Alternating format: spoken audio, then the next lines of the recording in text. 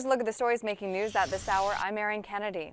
Jury selection begins today in a civil case involving a Chicago police officer and the shooting deaths of 2 people. Lauren Victory has that story. If jury selection wraps up this afternoon, or at least when it does, the lock will be lifted on sealed depositions given by Mayor Rahm Emanuel and Chicago Police Superintendent Eddie Johnson. Their sworn testimony is all part of a wrongful death lawsuit filed by the family of Quintonio LeGrier. He and his 55-year-old neighbor Betty Jones were shot and killed by Officer Robert Rialmo in 2015. The contentious police-involved shooting stemmed from a domestic disturbance call on the 4700 block of West Erie. Officer Rialmo says LeGrier was swinging a baseball bat at him, so he fired, killing the 19-year-old. Another bullet hit and killed Jones. She was standing behind the teen.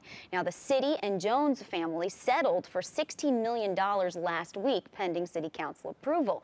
LeGrier's lawsuit is expected to head to trial on Monday. Rialmo's attorney will argue that the officer was acting in self-defense. Superintendent Eddie Johnson has also said Rialmo was forced to fire. His soon-to-be made public deposition reportedly focused on the Civilian Office of Police Accountability's ruling that Rialmo's actions were unjustified. That agency recommends Rialmo be fired, something the Chicago Police Board will have the final say on. Now, Mayor Rahm Emanuel's deposition likely involved questions about COPA's ruling, conversations with the LeGrier and Jones families, and previous statements made by the mayor about a Chicago Police Department code of silence. Rialmo is countersuing the city. He claims he was not properly trained. His lawyers also say the officer is emotionally traumatized by the shooting and filed a claim against the LeGrier estate. And here's meteorologist Megan Glaros with your forecast. Got a ridge of high pressure in charge, and it's keeping us nice and dry today and sunny. As that high pressure ridge marches eastward, you see that red line there with the half circles on it?